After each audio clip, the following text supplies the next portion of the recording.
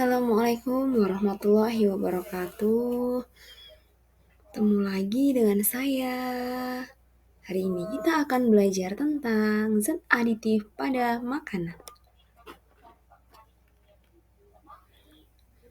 Permen, makanan, kemasan, dan minuman kemasan lainnya ternyata dalam proses pembuatannya ada penambahan zat-zat. Zat-zat tersebut mulai dari pemanis, pewarna, bahkan mungkin pengawet. Ada yang sudah ketagihan minum kopi? Zat apakah yang ada dalam kopi yang membuat seseorang dapat mengalami ketagihan? Sebenarnya, bahan yang ditambahkan ke dalam makanan bertujuan untuk meningkatkan kualitas, keawetan, kelezatan, dan kemenarikan makanan. Selain itu, ada pula bahan yang ditambahkan pada makanan sebagai pewarna, pemutih, pengatur keasaman, penambah zat gizi, dan anti penggumpal. Bahan tambahan pada makanan tersebut dinamakan zat aditif. Zat aditif yang umum digunakan masyarakat antara lain garam dapur, rempah-rempah, asam cuka, dan lain-lain. Seperti terlihat pada yang dicetak tebal, warna merah terdapat monosodium glutamat dan natural flavor. Ada pula sunset yellow pada bungkus makanan yang biasa kalian makan. Pernahkah kamu membeli kue atau minuman dengan warna mencolok? Terbuat dari apakah warna tersebut? Apakah zat warna yang digunakan pada makanan tersebut berasal dari tumbuhan? Pewarna alami adalah pewarna yang dapat diperoleh dari alam, misalnya dari tumbuhan dan hewan. Daun suji dan daun pandan dipakai sebagai pewarna hijau pada makanan. Selain memberi warna hijau, daun pandan juga memberi harum pada makanan. Kakao sering digunakan untuk memberi warna coklat pada makanan. Pewarna alami mempunyai keunggulan, yaitu umumnya lebih sehat untuk dikonsumsi daripada pewarna buatan. Namun, pewarna makanan alami memiliki beberapa kelemahan, yaitu cenderung memiliki rasa dan aroma khas yang tidak diinginkan. Warnanya mudah rusak karena pemanasan. Warnanya kurang kuat atau pucat dan macam warnanya terbatas. Makanan atau minuman apakah yang menggunakan pewarna alami dari bahan-bahan ini? Nah, ini adalah pewarna makanan yang bisa dipakai.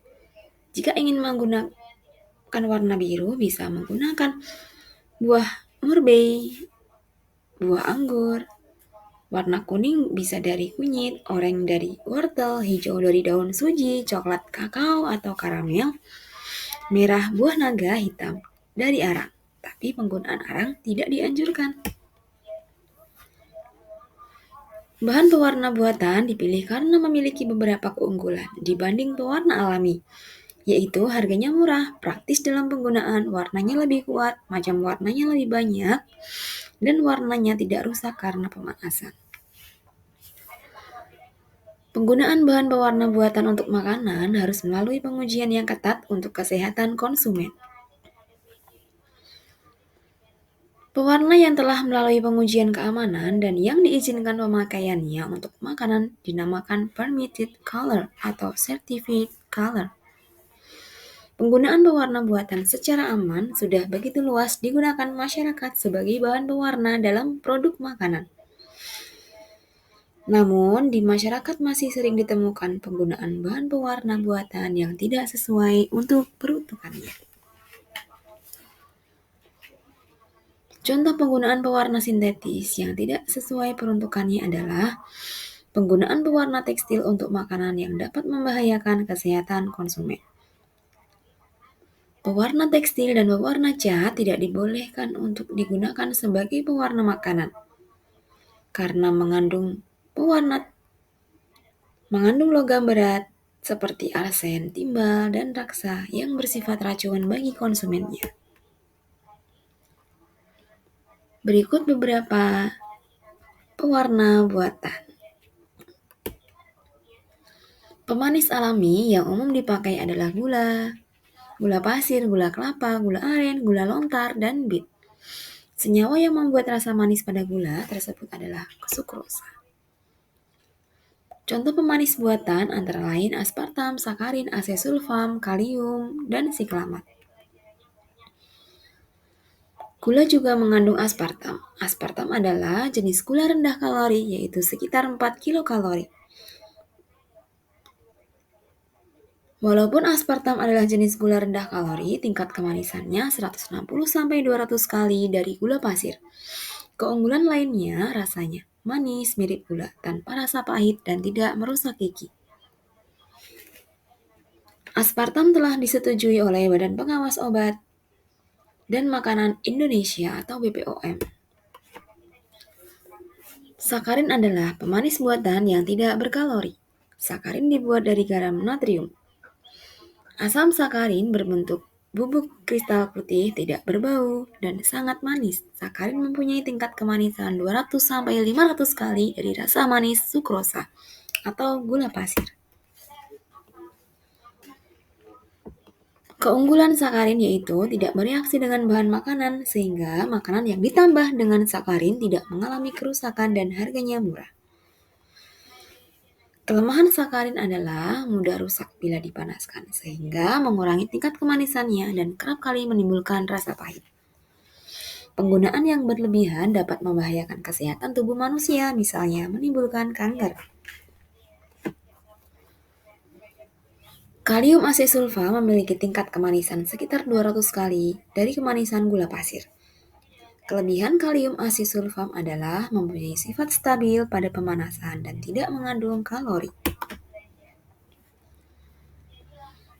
Siklamat merupakan garam natrium dari asam siklamat. Siklamat memiliki tingkat kemanisan sekitar 30 kali dari rasa manis gula pasir. Siklamat memberikan rasa manis tanpa menimbulkan rasa pahit. Pemanis ini tidak dimetabolisme oleh tubuh manusia, sehingga siklamat yang ditambahkan pada makanan tidak memberikan suplai energi bagi tubuh manusia. Penggunaan siklamat secara berlebihan dapat mengganggu kesehatan. Pada dosis berlebih, siklamat dapat memicu munculnya kanker kandung kemih, mutasi, dan cacat air.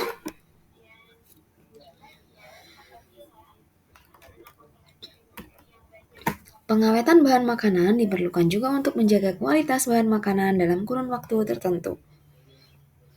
Tujuan pengawetan makanan adalah untuk mempertahankan kondisi lingkungan pada bahan makanan, untuk mencegah perkembangan mikroorganisme atau mencegah terjadinya reaksi kimia tertentu yang tidak diinginkan dalam makanan. Penyebab kerusakan pada bahan pangan. Yang pertama, karena jamur atau bakteri. Makanan yang telah terkena mikroba akan menimbulkan bahaya jika dikonsumsi, karena mikroba tersebut ada yang menghasilkan racun. Kerusakan makanan akibat mikroba disebut kerusakan mikrobiologi. Yang kedua, kerusakan yang disebabkan oleh benturan atau tertekan dan jatuh. Kerusakan bahan pangan ini disebut kerusakan mekanis. Yang ketiga, kerusakan bahan pangan karena proses fisik, antara lain karena penyimpanan dalam gudang yang lembab, pendinginan, atau pemanasan. Kerusakan bahan pangan ini disebut kerusakan fisik. Yang keempat, kerusakan bahan pangan oleh serangga dan tikus. Kerusakan ini disebut kerusakan biologis. Kerusakan biologis juga dapat disebabkan pematangan yang dilakukan oleh enzim yang terdapat pada bahan itu sendiri. Contoh kerusakan biologis adalah kerusakan atau pembusukan pada buah dan sayur. Kerusakan karena reaksi kimia antar senyawa dalam makanan atau reaksi kimia dengan lingkungan penyimpanan. Contohnya, minyak yang berbau tengi disebut kerusakan kimiawi. Pengawetan bahan makanan dapat dilakukan secara fisik, kimia, dan biologi.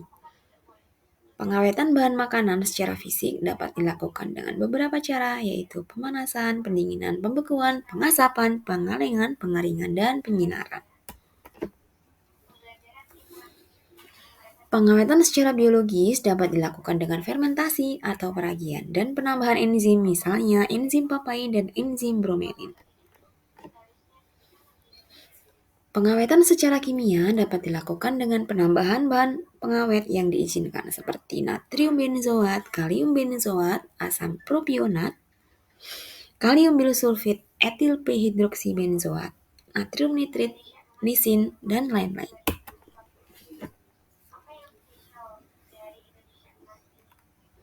Penyedap makanan adalah bahan tambahan makanan yang tidak menambah nilai gizi.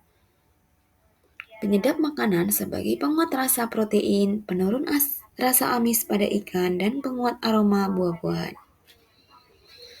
Penyedap rasa adalah bahan tambahan makanan yang digunakan untuk meningkatkan cita rasa makanan. Penyedap rasa ada yang diperoleh dari bahan alami maupun sintetis.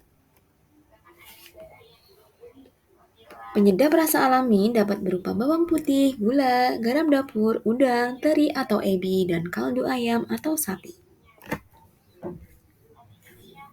Penyedap rasa sintetis yang sering digunakan adalah monosodium glutamat atau MSG. MSG dibuat dari fermentasi tetes tebu oleh bakteri. Bakteri membentuk bahan yang dinamakan asam glutamat.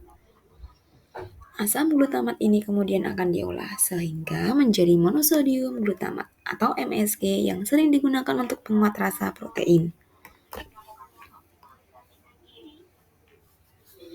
Penggunaan MSG secara berlebihan dapat menyebabkan penyakit yang disebut Chinese Food Syndrome yang gejalanya dapat berupa rasa pusing dan mual. Pemberi aroma adalah zat yang memberikan aroma tertentu pada makanan. Penambahan zat pemberi aroma dapat menyebabkan makanan memiliki daya tarik tersendiri untuk dinikmati. Zat pemberi aroma yang berasal dari bahan segar atau ekstrak dari bahan alami, misalnya dari ekstrak buah stroberi, ekstrak buah anggur, minyak atsiri atau vanili disebut pemberi aroma alami.